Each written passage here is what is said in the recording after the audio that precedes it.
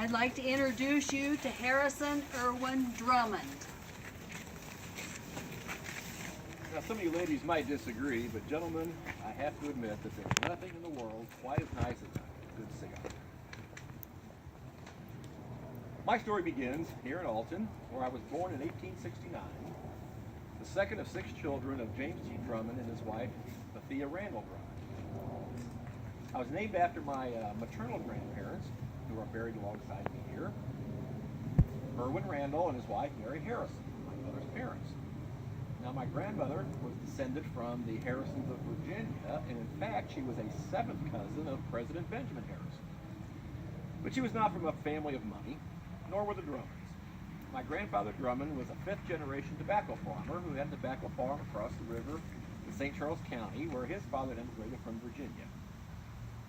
My father and his brother John Newton Drummond grew up on the tobacco farm and were expected to take over this operation upon achieving adulthood, but they saw little opportunity there, and they were visiting Alton and saw this as a wonderful place to start a business, for it had a lot of opportunities awaiting here. So they established a tobacco manufacturing process, which later became known as the Drummond Tobacco Company. In the meantime, growing up as a child, my childhood was fairly uneventful here in Alton, but my parents insisted on a complete and thorough education.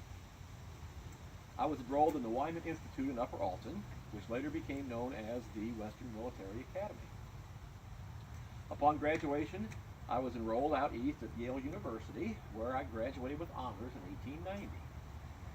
In the meantime, my father and his brother worked very hard to build up their tobacco manufacturing business here in Alton.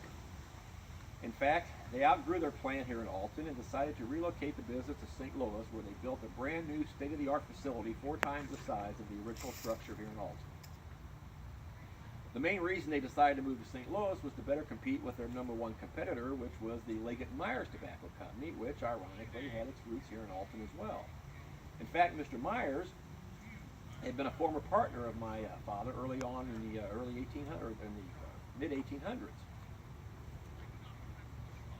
I returned from Yale, and by this time my father had moved to St. Louis, and he enrolled me in the business. I started as a sales clerk at the very bottom of the ladder and worked my way up through the ranks, and finally became appointed the general superintendent of the entire plant. Now, in the meantime, out east, businessmen were acquiring businesses right and left and consolidating them into enterprises known as monopolies, or sometimes known as a trust.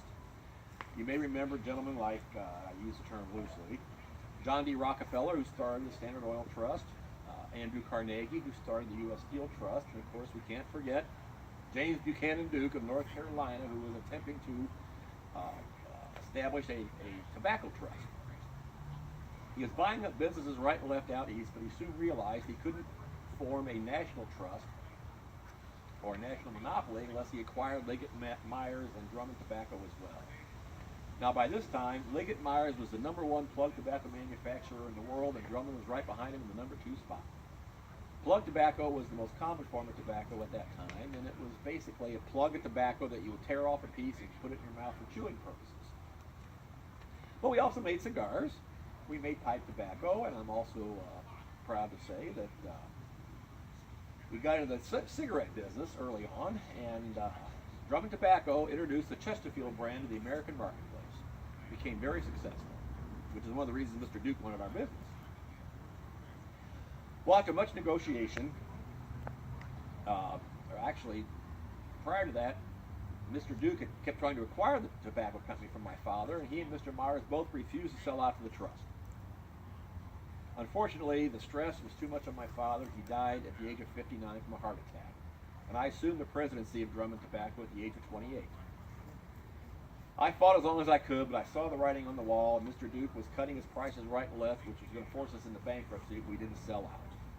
So we negotiated a settlement. Mr. Duke came to St. Louis. I sold the company to him. He handed me a check for $3.5 million, which would be about $94 million in today's money.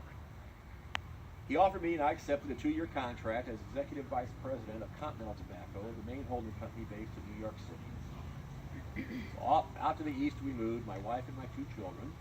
I leased a 14,000 square foot Beaux Arts mansion on the hill, or on a bluff overlooking the Hudson River. because it reminded me so much of the hills of Alton and the bluffs overlooking our beautiful Mississippi. I also maintained a summer home in Bar Harbor, Maine, and kept a home in St. Louis as well, because I often returned to Alton and St. Louis to visit family and friends. But after my 2-year contract was up, I couldn't stand the sight of Mr. Duke any longer, and I retired from the active tobacco business at the age of 32, after negotiating a very healthy exit package as well, I might add. Now, what was I to do with all this time and money? Well, I start spending it, of course. While in New York, I was nominated to membership in the New York Yacht Club. I was talking to a broker at the club, and he said he had a customer in London who was selling his yacht named the White Heather. I was very intrigued with it, and after researching, I decided to purchase it. And brought it back to New York for refitting. It was 198 feet long, weighed 444 tons, and had a full crew of 28. In fact, at the time of my purchase, it was the 4th largest yacht of any member of the New York Yacht Club, including the Rockefellers and the Vanderbilts. We took off on a world cruise and made every major port of call. It was quite a wonderful trip. Eventually returning to the United States.